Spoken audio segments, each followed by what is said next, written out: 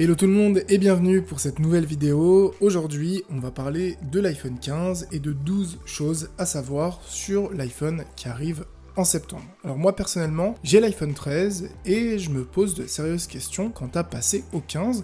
Du coup, j'ai fait quelques recherches sur les rumeurs et les potentielles nouvelles fonctionnalités qui vont arriver sur le 15 et je me suis dit du coup, pourquoi ne pas faire une petite vidéo? Donc on démarre tout de suite avec les 12 choses à savoir sur l'iPhone 15. On commence déjà avec la première news. Au niveau du tarif, on devrait avoir une mauvaise nouvelle puisque globalement, le prix des iPhones devrait grimper de 100 €, notamment à cause de toutes les nouvelles technologies qui devraient intégrer ce nouvel iPhone. Donc c'est un point positif au niveau des fonctionnalités, mais c'est un point négatif au niveau du tarif, sachant que actuellement l'iPhone 14 est vendu en France 1019 € pour sa version la moins chère, et l'iPhone 15 devrait coûter aux alentours de 1119 € pour sa version la moins chère, ce qui nous donnerait 100 € supplémentaires par rapport au prix le moins cher actuellement constaté sur l'iPhone 14. Pour la news numéro 2, on enchaîne avec encore une mauvaise nouvelle. Pour ceux et celles qui voulaient prendre l'iPhone 15 Pro ou Pro Max, on devrait avoir un retard de livraison et ne plus pouvoir réceptionner son iPhone début octobre comme d'habitude, voire première semaine d'octobre. Là, pour ces modèles spécifiques, on devrait avoir ces smartphones à la fin octobre car il y a un petit problème d'approvisionnement sur les écrans et du coup, ce qui causerait ce retard de 3 semaines de livraison. Encore une fois, ça ne reste qu'une rumeur, mais pour ceux et celles qui voudraient prendre l'iPhone 15 classique, vous ne devriez pas avoir de délai et donc une livraison début octobre. Ensuite, côté design. Alors pour l'iPhone 15, visiblement, on part sur ce qui a déjà été fait avec très peu de modifications. On devrait avoir une texture mate à l'arrière et un smartphone un peu plus arrondi qui ressemblerait à l'iPhone 11. Donc clairement, très peu de modifications par rapport à l'iPhone 14 ou l'iPhone 13. On reste sur la même carcasse, le même smartphone, tout pareil, et on recommence. Pour la news suivante, enfin une bonne nouvelle, puisque le port Lightning devrait enfin disparaître de tous les iPhones. Et vous vous demandez peut-être pourquoi Apple fait ce changement, tout simplement car l'Europe a mandaté Apple de faire ces modifications au plus tard en 2024, mais visiblement Apple a déjà fait ces modifications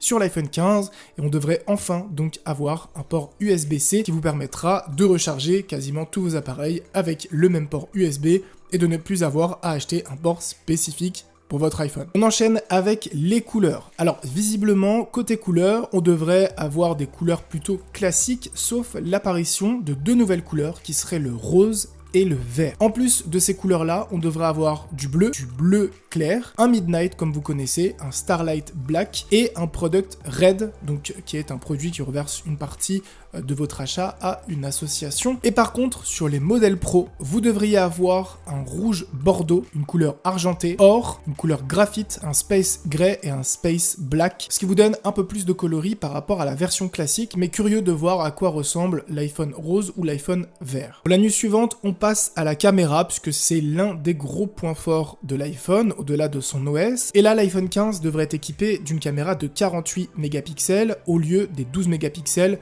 qu'on a actuellement sur l'iPhone 14. Je parle de la version classique. Par contre, pour ceux et celles qui prendraient l'iPhone 15 Pro, vous devriez avoir un nouveau capteur périscope, ce qui vous donnera un avantage certain au niveau de la qualité des photos, car vous allez pouvoir zoomer sans détériorer la qualité de vos images, ou en tout cas en la détériorant beaucoup moins. Un capteur classique qui vous permettra de prendre des photos grand angle de bien meilleure qualité. Côté processeur, sur l'iPhone 14, on avait l'A16 Bionic et sur le 15, on devrait avoir l'A17 Bionic comme d'habitude, puisque Apple devrait continuer à offrir des chipsets de plus en plus évolués et toujours en gardant la même nomenclature. Côté batterie, là, c'est vraiment une très bonne nouvelle puisque on devrait avoir une batterie plus grande. C'est vrai que les iPhones sont souvent critiqués et à juste titre au niveau de la batterie. C'est vrai que moi j'ai l'iPhone 13 depuis 2 ans maintenant, donc depuis le jour de sa sortie, et la batterie commence à donner des signes de faiblesse, d'où aussi mon envie de potentiellement changer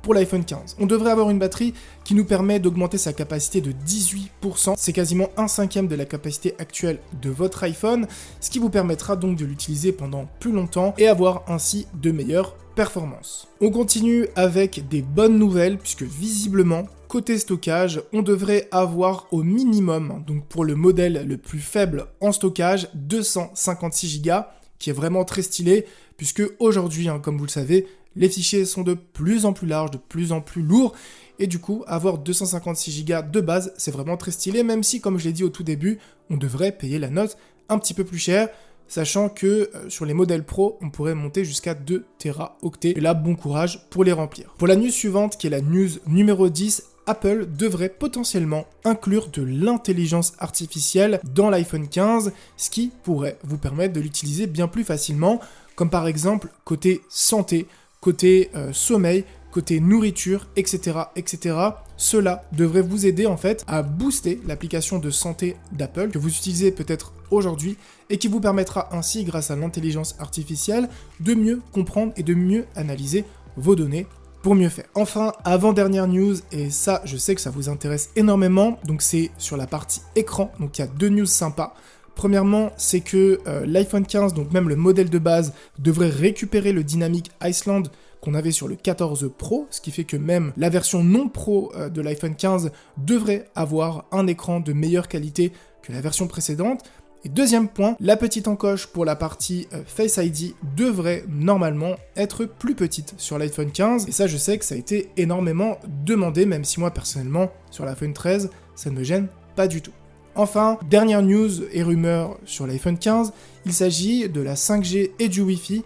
Alors normalement, la 5G devrait être par défaut sur les iPhone 15, et une fonctionnalité qu'on n'avait pas sur l'iPhone 14, ça c'est un petit peu fou, c'est l'arrivée enfin de la Wi-Fi 6E, qui vous permettra ainsi de booster votre connexion internet si jamais vous êtes en train d'envoyer des fichiers très lourds ou de jouer, car la Wi-Fi 6E est bien plus stable et bien plus performante lorsque vous l'utilisez que la Wi-Fi classique. On a beaucoup moins de pertes et de parasites. Du coup, pour résumer, on devrait avoir un iPhone qui ressemble au précédent, ça devrait choquer personne. On devrait avoir un iPhone plus puissant, ce qui est logique.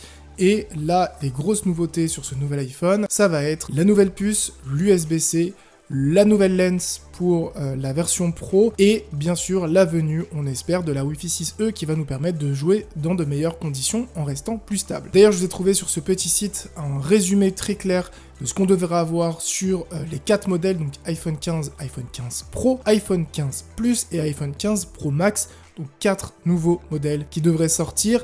Encore une fois, on devrait avoir 6 Go de RAM sur le modèle classique et jusqu'à 8 Go sur le modèle Pro. Et ce qui est cool, c'est qu'on devrait avoir un écran aussi de 120 Hz, et ça pour toutes les personnes qui aiment jouer avec leur smartphone, et moi je m'inclus à l'intérieur, ça va faire une énorme différence, en espérant que bien sûr la batterie tienne le choc, puisque maintenant c'est vrai que si on joue un peu à Wild Rift, la batterie s'envole comme neige au soleil. Voilà, maintenant vous savez à peu près tout sur l'iPhone 15, c'est les dernières rumeurs, les dernières news qu'on a à date. En général, on est quasiment dans le vrai, donc j'espère vraiment que cette vidéo vous aura plu. On essaiera de faire un petit unboxing ensemble et un petit test de l'iPhone 15 si jamais je l'achète.